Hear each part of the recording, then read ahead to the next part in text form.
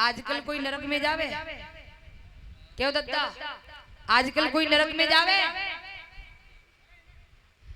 जिस व्यक्ति ने कभी किसी का भला नहीं चाहा, जिस व्यक्ति ने दूसरे पिता के बेटाओं को मरवाने का षड्यंत्र रचा, जिस व्यक्ति ने खेतों की सरिया मेढ़े काटी, जिसने कभी किसी का भला नहीं चाहा और वो मर गया, तो उसकी औलाद भी कार्ड छपवा रही है, उस पर लिखवा रही है कि मेरे पिता का स्वर्गवास। क्यों परीक्षित महाराज? ओ परीक्षित, ठंडा में फंसे हुए ना सुनेंगे गाओगी। जे जीव कछु कराए दे। अच्छा,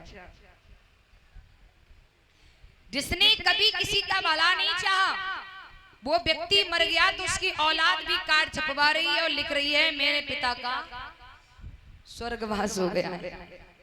अब जब बताओ, जिसने कभी किसी का भला नहीं चाहा, खूब मेढ़े काटी, दूसरे के पिताओं को मरवाने का षड्यंत्र रचा, और वो मर गया तो उसकी औलाद लिख रही है कि पिता का स्वर्गवास हो गया। अब ऐसे लोग भी स्वर्ग में जाएंगे तो नरक में को जाएगा? साधु संत? क्यों भाई, सोचने की बात। अच्छा ये कह दो कि मेरे पिताजी का देहांत हो गया है, स्वर्ग में जाए नरक में गए, ये तो मुझको नहीं मालूम। बोले देहांत हो गया है, लेकिन नहीं प्यारे, प्रहलाद ने भगवान से कहा है मेरे पिताजी को नरक नहीं वैकुंठ मिले, तो भगवान ने कहा है बस अज्ञान है तू, जो मेरे हाथों से मारा जाता है वो कभी नरक में नहीं जाता है, वो सीधा वैकुंठ में जाता है। उसके बाद भगवान ने प्रहलाद को एरिच नगरिया का राज्याभिषेक किया है और भगवान अंतर ध्यान हो गए। बोली भक्त वर्षल भगवान की। मेरी माँ एक बात बताएं, आज भी ध्रुव प्रहलाद जैसे बच्चों को जन्म देना आज की माँ के लिए कोई बड़ी बात नहीं है। आज की माँ के लिए कोई बड़ी बात नहीं है। आज भी माँ ध्रुव प्रहलाद जैसे पुत्रों को जन्म दे सकती है, लेकिन कब?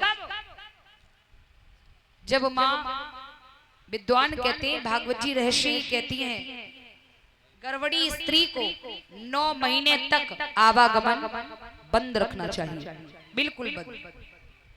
गर्भवती स्त्री को, प्यारे, गर्भवती स्त्री को सुबह उठकर चाकी से 1 किलो, 2 किलो या 5 किलो जौ या गेहूं पीसना चाहिए। पीसोगी? आओ ये घुंघटा वारी हो, आज की नई बहुरियन ते कह दियो ये कि जब आप मिले को मेरे बाप ने कहा चकिया चलान को थोड़ी ना ब्याई हो, इतना सारो पैसों दे हो हैं? लेकिन मेरी माँ ये भी देखिए, आज बड़ी बड़ी कुछ माताएं बैठी हैं, इन्हें पूछना, हमारी दादी माँ तो अब तक चाकी चलाती, मेरी मम्मी से भी चलवाती है आज भी। ये भी तो देखिए कि पहले की माँ जिसने चाकी चलाई, जिसने परिश्रम किया, कपड़े कभी वॉशिंग मशीन में नहीं धुले, वॉशिंग नहीं जानती वॉशिंग क्या होती है। पहले की माँ क्या करती थी, सबसे कहती थी सब लोग स्नान कर लो, सब लोग नहा लेते थे, तो कपड़े इकट्ठे करके गट्ठर बना करके गांव के बाहर नाले पर या तालाब पर या नदी वगैरह कुछ होती थी, वहां ले जाती थी धुलने के लिए, है ना? सभी के धुलती थी, किसी में भेदभाव नहीं। आजकल की तो छेक देंगी, जे डोकरिया के खुद धुलेगी, जे मेरे हैं, जे मेरे छोरा के हैं, जे मेरे उनके हैं। पहले की माँ पूरे परिवार को लेकर के चलती थी, मेरा तेरी नहीं थी उसके अंदर, बुजुर्गों के सामने लफ्ज भी नहीं निकालती थी। और आजकल के आजकल एक को सीधी 100 पकड़ा देती, ले एक उदाहरण नहीं दे दूंगी मैं। सबसे बड़ा कारण यही है, यहाँ तक कहें कि गर्भवती स्त्री ज्यादा से ज्यादा हरि के चिंतन में रहे, भागवत जी, गीता जी, रामायण जी का अध्ययन करे। अगर ये ना कर सके, कुछ ना सत्संग सुने, भजन कीर्तन करे, यहाँ तक कहा है कि सुबह उठ करके गर्भवती स्त्री गौ माता की 7, 9 या 11 परिक्रमा करे।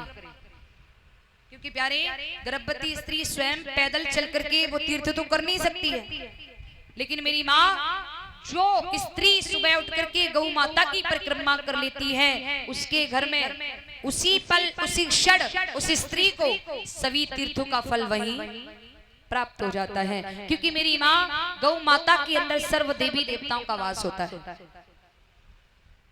गौ माता के अंदर जिस समय सर्व देवी देवताओं ने वास लिया तो लक्ष्मी माता पीछे रह गई। लक्ष्मी जब तक दौड़ कर आई तो कोई स्थान नहीं बचा। लक्ष्मी ने ब्रह्मा से कहा कोई स्थान, बोले कोई स्थान नहीं है। बोले ये बताइए गाय के पैरों में किसका वास है, खुरों में किसका वास है? बोले नागराज का। बोले मेरा स्थान, बोले कोई नहीं है। तब तक गौ माता ने गोबर कर दिया। लक्ष्मी माता गोबर देख करके मुस्कुराई और बोले देवी देवताओं आप परेशान न होना, मुझे मेरा स्थान मिल गया है। बोले कहाँ है? बोले मैं गाय के गोबर में वास करूंगी। सभी देवी देवताओं ने कहा अरे माँ कैसी बात करती हो आप? बोले बिल्कुल मैं गाय के गोबर में वास करूंगी। तो सभी ने मिलकर के गौ माता को वचन दिया, जब तक स्त्रियां अपने घर में रसोई में गाय के गोबर से लेप नहीं कर लेंगी, तब तक हम सभी देवी देवता वहां विराजमान होने वाले नहीं हैं। बोलिए गोविंद भगवान की। मेरी माँ कितना भी घर संगमरमर पत्थर का बनवा लेना, लेकिन जो रसोई हो ना वो जमीन कच्ची बना करके रखना। ये बताइए कितनी माँ इस प्रांगण में, कितने लोग ऐसे हैं जिनके घर पर एक गाय है? जरा ऊपर हाथ करना, ईमानदारी से, झूठ नहीं बोलने का।